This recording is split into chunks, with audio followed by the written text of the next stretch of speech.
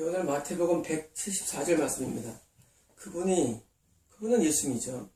이것은 지금 새 포도주는 새 가죽 부대 말씀하시고, 또 마태의 집에서 같이 식사하시면서 포도주도 마시면서 이런 바리새파에 대한 답변도 해주시고, 또 주인들 관계 어울리실 때 이때입니다. 이것을 그들에게 얘기하시는데, 이거 뭐냐면은 우리 성경을 읽을 때 항상 그 상황을 여러분이 이해하셔야만 그 상황을 이해합니다.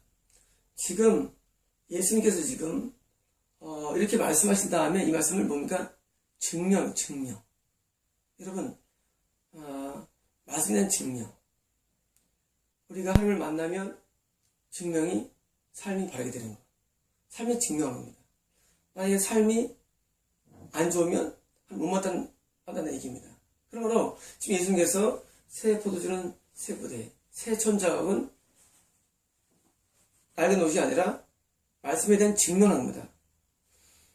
관원이 와서, 관원은 이제 공무원, 그 당시에도 무슨 의회도 있었고, 그 당시에도 공의원도 있었고, 쉽게 말하면 이제 유지죠, 유지. 옛날에 이제 높은 사람들이 관원, 그 다음에 이제 군인, 종교인, 이게 이제 높은 직이었는데, 일반 사람, 평민들은 이제 어부나 농부나 목축하는 사람들이었고, 관원은 높은 직입니다. 와서 제 딸이 지금 죽었습니다.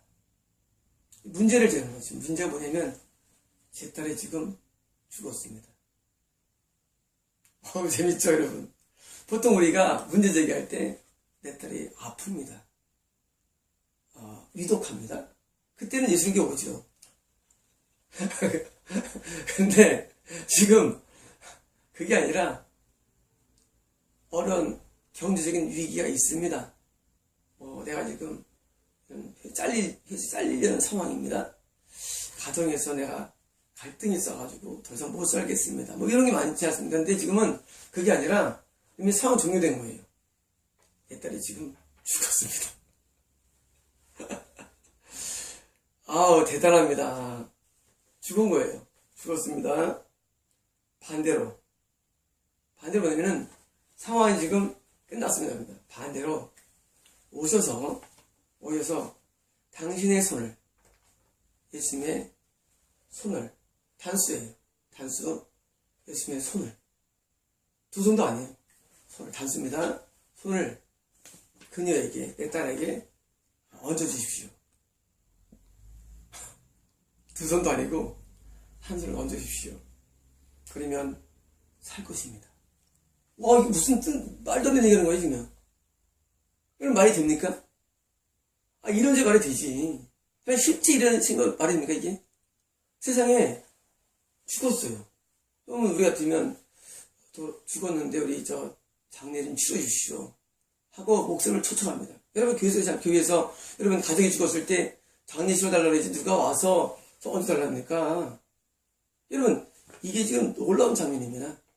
그러면 지금 관원의 믿음이 얼마나 대단한 사람이냐면 지금 우리가 같은 이런 신앙인들도 주변에 좋다는 사람들도 누가 죽었으면 장례 치러 오라 그러지 누가 산소를 얹으면 살 거라고 말하겠습니까? 근데 관원은 지금 그렇게 말합니다. 살 것입니다. 라고 말하며 그 다음 장면에 또 나옵니다. 그분께 예비하였습니다. 예배는 뭐냐면 예배는 이제 땅을 이마를 대고 엎드리는 거를 말하는데 그냥 엎드리는 거는 절하다 뜻되는데 이게 땅에 대고 엎드리는 겁니다. 예배합니다. 이 관원에 있어서는 예수님 누굽니까? 예수님은 하나님의 아들입니다. 이 관원에게 있어서는 예수님이 아니에요. 지금 이제까지 바리새파나 에센파는 예수님이 그냥 선생, 굉장히 선지자 정도. 근데 이 관원은 지금 예수님이 누구냐면은 하나님의 아들이에요. 만약에 이것이 단순한 선지자로 봤다면 이런 말이 나올 수 있을까요? 어렵습니다. 왜냐면 엘리야도 사람 살릴 때 어떡합니까?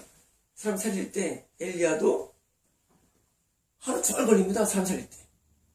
여러분, 사람 살리는 경우가 되게 있지만 그렇게 어려웠어요. 선지자랄지라도 괜히 어려운 것입니다. 지금 예수님한테 부탁할 때 살려주지도 않습니다. 당신의 손을 얹으면 살 것입니다. 이 관원에게서는 예수님은 하나님의 아들이시며 관원은 살아있는 믿음을 소유한 것입니다. 여러분, 이런 믿음을 소유하기를 원합니다. 누구에게?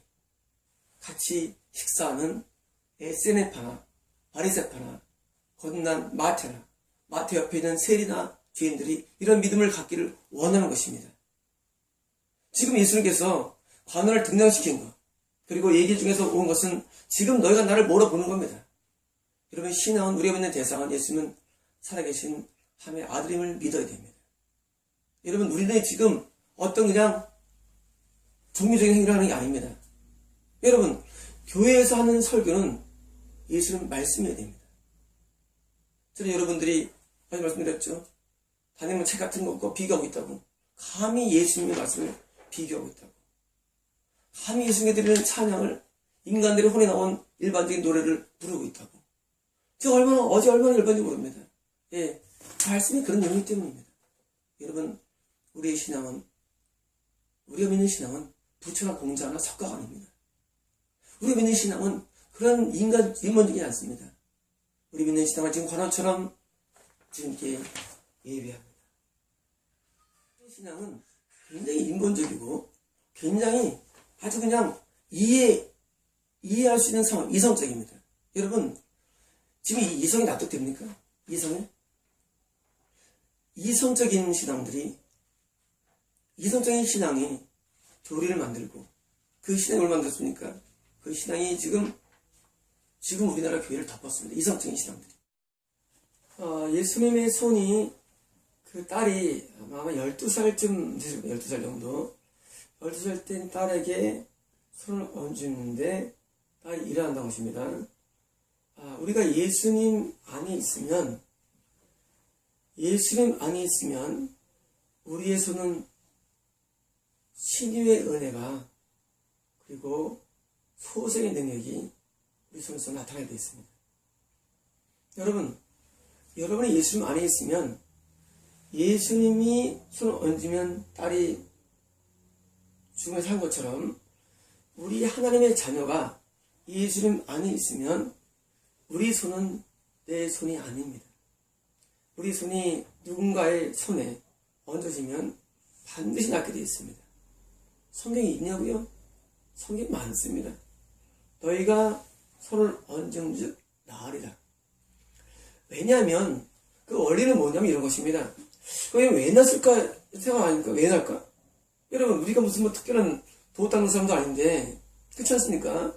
우리가 신의 은사를 구하는 것도 아닌데, 신의 은사가 없어도 관계없이 우리가 예수님을 영접하고, 또한 동시에 우리가 예수님의 안에 들어가서, 예수님 안에 들어가면 내 손인데, 내 손을 얹으면 예수님의 손이 역사하는 것입니다. 그래서 병든 자의 손을 얹으면 낫는 것은, 이거는 모든 믿는 자의 약속이지, 신의 은사를 받지 않아도 관계없습니다. 다 받게 되어 있습니다. 안 난다고요? 여러분, 예수님 안에 있지 않는다는 반증입니다. 여러분, 예수님 밖에 있으면, 예수님을 믿고 거듭남이 예수 안에 말씀을 드렸죠. 거듭남이 예수 안은 아닙니다. 거듭난 사람이지만 손 얹어도 받지 않습니다. 왜? 거듭남이 예수 안이 아닙니다. 거듭남은 예수 안에 진입되는 첫 스타트에 불과합니다. 거듭난 다음에 말씀과 기능대로 살고 예수 안에 들어가면, 여러분, 로마서 8장 1절에 예수 안이지 않습니까? 예수 안에 있으니까 성결된 자 안에 다시 말해서 거듭남은 성결의 스타트입니다. 그래서 거듭날 때 성결의 회개를 하죠.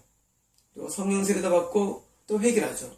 그리고 죄들을 회개하죠. 그리고 말씀대로 순종하죠. 그러다가 우리가 주님께서 원하시는 의라는 정점에 들어서면 우리가 너는 의롭다라는 예수 안에 기름이 됩니다. 예수 안에. 그러니까 가나안 땅입니다. 예수 안에 들어오면 나타나는 첫 증상이 뭐냐면, 지금 이건 예수님의 일인데, 분명히 예수님께서 하신 일인데, 똑같이 똑같이 우리 손에는 어떤 힘이 있냐면 치료의 힘이 발생되는 것입니다. 그래서 여러분이 병든 자의 손을 얹으면 낫게 되는 것입니다. 근데 지금은 나은 게 아니에요. 지금 이건 나은 게 아니고 죽은 자예요. 여러분, 이 질병이나 죽음이나 거의 뿌리가 비슷합니다. 여러분, 이 죽음이라는 것은 12살짜리인데 죽음은 사실은 질병의 연장선에서 심장이 멈춘 것입니다. 연장선에서.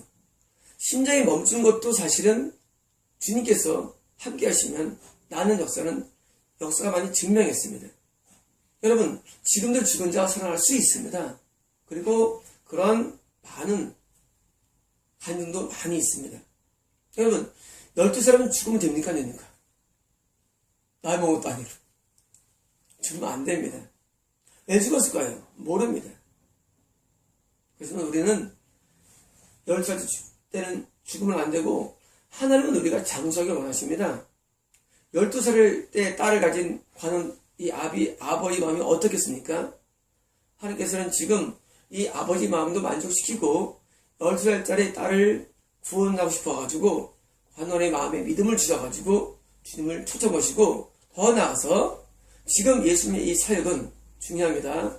이 사역은, 이제부터의 사역들은 예수님만 해야 할 사역이 아니고 우리 모두가 해야 할 사역임을 아셔야 합니다.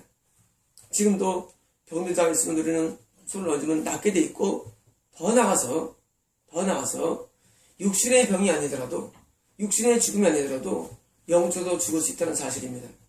여러분, 우리가 영이 잘 살다가 우리 영이 죽을 맞을 때가 있습니다. 우리 영이. 그래서 예수를 믿다가도 우리 영이 죽어서 영이 무감각한 상태로 들어갈 수가 있습니다. 자, 지금 우리가 해야 할 일은 육신의 병, 육신적인 죽음을 고칠 뿐만 아니라 우리가 해야 할 일은 바로 지금처럼 죽은 자를 살리는 일이 되는 것입니다. 여러분, 우리나라 교회에 1000만 명 정도가 있죠. 교인들이. 그러나 그 중에서 제가 볼 때는 한 4분의 3 정도는 죽은 영혼입니다. 예수를 믿습니다. 그러나 과거에 거듭났습니다. 그러나 영이 죽었습니다. 그 증상이 뭐냐고요? 증상이 죄를 지어도 회개하지 않는 것입니다. 우리 영이 살아있으면 반드시 죄를 지으면 회개하게 되어 있습니다. 그런데 죄를 지어도 회개하지 않습니다. 아무리 음란해도 회개가 터지지 아니하고, 아무리 미워해도 회개가 터지지 아니하고, 아무리 탐냄을 가져도 회개 터지지 않습니다.